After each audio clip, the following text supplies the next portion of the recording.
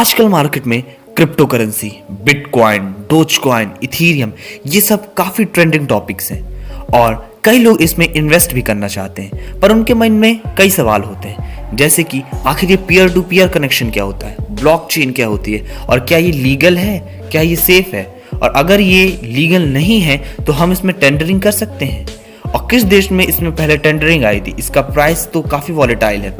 ऐसे सारे सवालों का जवाब आपको इस वीडियो में मिलेगा, तो वीडियो को लास्ट तक देखिएगा।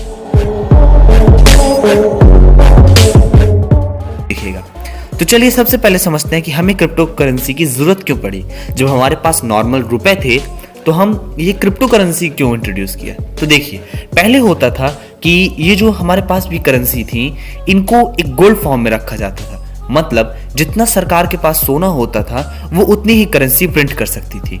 लेकिन बाद में अमेरिका का ये सेशन तोड़ा गया और अमेरिका ने खुद इस रूल को तोड़ के अब ये रूल हो गया कि गवर्नमेंट कितने भी नोट छाप सकती है, चाहे उसके पास उतना गोल्ड हो या उतना गोल्ड ना हो। इस बात के बाद कई देश अंधाधुंध नोट छापने लगे, मतलब जैसा अगर आप वेनेजुएला में देखेंगे तो वहां अंधाधुंध नोट छापने लगे, जिसके कारण वहां पर नोटों की कीमत गिर गई और काफी ज्यादा महंगाई हो गई। इसी कारण हम ये कह सकते हैं कि गवर्नमेंट के पास तब पावर सेंट्रलाइज्ड थी, मतलब जो करेंसी हम आज यूज करते हैं, चाहे वो रुपए हो, डॉलर हो, येन हो, कुछ भी हो, उनमें जितनी भी पावर होती है वो सेंट्रलाइज्ड होती है, वो गवर्नमेंट के पास होती है। और यहीं पे एक कॉन्सेप्ट आता है क्रिप्टो करेंसी का। कई लोगों ने कहा कि जब पैसा हमारा है तो इसकी इंफॉर्मेशन किसी और के पास क्यों हो। जैसे अगर हमारे बैंक अकाउंट में 1 लाख दिखा रहा है तो हम गवर्नमेंट के ऊपर ट्रस्ट करते हैं कि हाँ हमारे पास 1 लाख होगा, तब गवर्नमेंट हमें 1 लाख दे रही है। लेकिन क्या इसमें कोई ग्लिच नहीं आ सकता? इसी बात का सॉल्यूशन लेके साल 2009 में सतोशी नाकामोटो, जो कि एक एनॉर्मस इंसान है, इनका कोई रियल नाम किसी को नहीं पता, बस ये एक हाइपोथेटिकल नेम है कि कोई सतोशी नाकामोटो नाम का जापानीज इंसान था जिसने बिटकॉइन यानी क्रिप्टो करेंसी को इंट्रोड्यूस किया। और पहली क्रिप्टो करेंसी थी बिटकॉइन, जो कि आजकल काफी ज्यादा ट्रेंडिंग में है। अब क्योंकि क्रिप्टो करेंसी के आने के बाद पावर डिसेंट्रलाइज्ड हो गई, मतलब जहां पहले सिर्फ और सिर्फ गवर्नमेंट नजर रख सकती थी कि किसके पास कितना पैसा है, अब हर कोई देख सकता है। इट मींस कि अब हमारी जितनी भी डिजिटल करेंसी थी वो हर इंसान के पास थी। जितने भी कंप्यूटर्स थे वो सब इस चीज पे कंट्रोल रखते थे, जिसके कारण ये डिसेंट्रलाइज्ड हो गई। कोई एक आदमी का इस पे कंट्रोल नहीं रहा। अगर वो इसमें कोई चेंज करना चाहेगा तो ये बाकी कंप्यूटर के साथ मिसमैच हो जाएगा और फिर वो पकड़ा जाएगा। अब बात आती है कि आखिर ये काम कैसे करता है। तो देखिए, ये एक ब्लॉकचेन नाम की टेक्नोलॉजी पे काम करता है। अब ब्लॉकचेन टेक्नोलॉजी कैसी होती है, आप इसको ट्रेन के डिब्बे जैसा इमेजिन कर सकते हैं। अगर एक डिब्बा पूरा भर गया तो सामान अगले डिब्बे में जाएगा, वो पूरा भर गया तो फिर अगले डिब्बे में जाएगा। इसका सिंपल मीनिंग ये है कि जब भी कोई एक शीट फुल हो जाती है तो अगली शीट में एंट्री होने के लिए बाकी सारे ट्रांजैक्शन चले जाते हैं, जिसके कारण ये काफी अच्छा नेटवर्क है, क्योंकि हमारे पास अनलिमिटेड ब्लॉकचेन्स हैं, जिसके कारण कभी भी ये ट्रांजैक्शन कम हमारे लिए नहीं होगा। और इसी कारण हम काफी अच्छे से ट्रांजैक्शन को इशू कर सकते हैं और ये डिसेंट्रलाइज्ड हो गया है, जिस कारण हर इंसान को यह पता चल सकता है कि किसके पास कितना पैसा है। अब ट्रांजैक्शन होता कैसे है, तो देखिए, इसके लिए हम पीयर टू पीयर कनेक्शन की यूज करते हैं।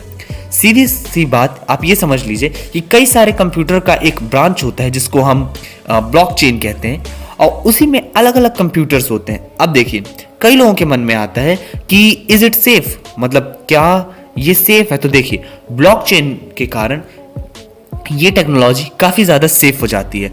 सतोशी नाकामोटो का यही ऑब्जेक्टिव था कि हम इसको हैकर्स के लिए इतना मुश्किल कर दें कि हैकर्स कभी इसको हैक ही ना कर पाए।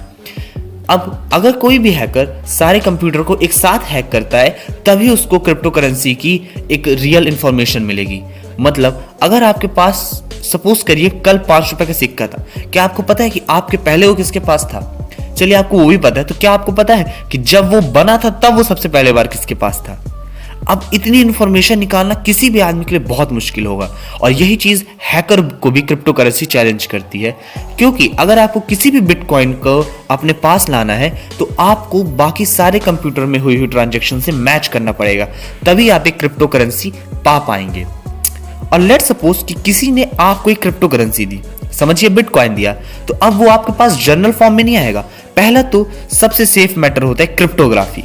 इसी कारण क्रिप्टो करेंसी को इतना सेफ माना जाता है, क्योंकि क्रिप्टोग्राफी के थ्रू इसका एक बहुत ही अजीब कोड बना लिया जाता है, जिसको हम हैश कोड कहते हैं। अब वो हैश कोड बहुत अलग होता है, मतलब उसको कोई आसानी से ट्रेस नहीं कर सकता, वो इतना अजीब होता है। इसके बाद वो हैश कोड जाता है माइनर्स के पास। माइनर्स इस हैश कोड को सॉल्व करते हैं। वैसे ये काफ़ी मुश्किल होता है, लेकिन कुछ माइनर्स होते हैं और कई सारी वेबसाइट्स हैं जो माइनिंग के लिए चीज़ों को देती हैं। इनमें उनको बेसिक कुछ पजल सॉल्व करने होते हैं, जिसके बाद उन्हें रिवॉर्ड के तौर पर बिटकॉइन का कुछ हिस्सा मिल जाता है और बाकी बिटकॉइन जिसके लिए भेजा गया था उसके अकाउंट में ट्रांजैक्ट हो जाता है। अब बात आती है कि अगर हमारे बिटकॉइन की इंफॉर्मेशन हर पब्लिक लेजर के पास है, हर कंप्यूटर में हमारे बिटकॉइन की इंफॉर्मेशन सेफ है, तो क्या ये सेफ होगा? मतलब जब सब हमारी इंफॉर्मेशन देख सकते हैं तो क्या ये सेफ है? जी हाँ, ये 100% सेफ है।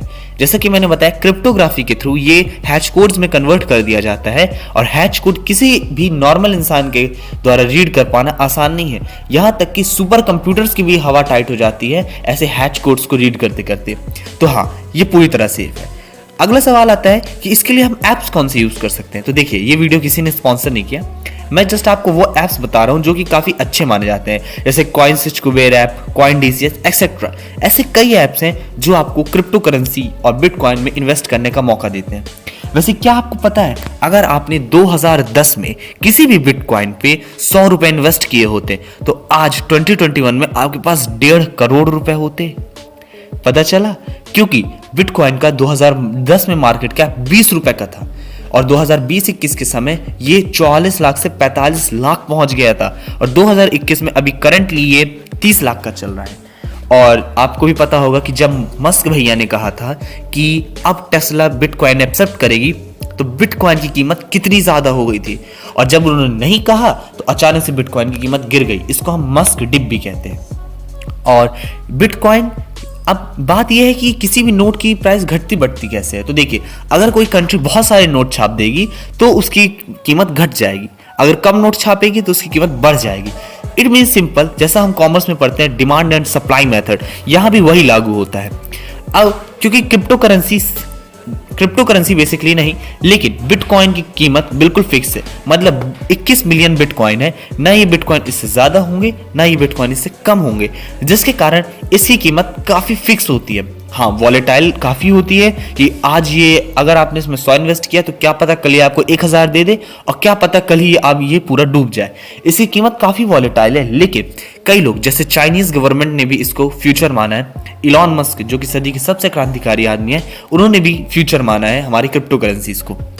अब क्या क्रिप्टो करेंसी इंडिया में लीगल है? तो देखिए, सन 2018 में आरबीआई ने क्रिप्टो करेंसी पर रोक लगा दी थी, लेकिन 2020-21 में सुप्रीम कोर्ट ने क्रिप्टो करेंसी में इन्वेस्ट करना लीगल कर दिया है। लेकिन आज भी क्रिप्टो करेंसी किसी लीगल टेंडर की तरह, मतलब जैसे आप पैसा यूज करते हैं वैसे अभी आप क्रिप्टो करेंसी यूज तो नहीं कर सकते, पर हाँ, आप उनमें इन्वेस्ट जरूर कर सकते हैं। और क्या आपको पता है कि एक आदमी था हैंसीज नाम का, उसने 2 पिज्जा खरीदे थे और उन पिज्जा के बदले उसने 10,000 बिटकॉइन दिए थे डिलीवरी बॉय को।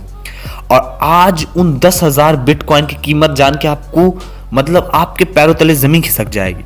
आज उन 10,000 बिटकॉइन की कीमत है 4,200 करोड़ रुपए। मतलब लेट यू इमेजिन कि इतना सारा पैसा। और आज तक 8,000 से भी ज्यादा क्रिप्टो करेंसीज हो चुकी हैं। जनवरी 2022 का ये डेटा है। और एल सल्वाडोर पहला दुनिया का देश बना है जिसने क्रिप्टो करेंसीज को लीगल टेंडर दे दिया है। आज हमारे पास bitcoin, Ethereum, Binance coin, Tether, Solana, USP coin, ऐसे कई सारी क्रिप्टो करेंसीज हैं। बट बिटकॉइन, डोजकॉइन और इथेरियम, ये कुछ क्रिप्टो करेंसीज हैं जो कि काफी पॉपुलर है। अब बात होती है कि क्या क्रिप्टो करेंसी में इन्वेस्ट करना सेफ है। जैसा मैंने आपको बताया, इसका मार्केट काफी वॉलेटाइल है। तो सबसे पहले तो आप ऐसी कैपिटल पे इन्वेस्ट करें जो कि अगर चला भी जाता है तो आपको उतना दुख नहीं होगा।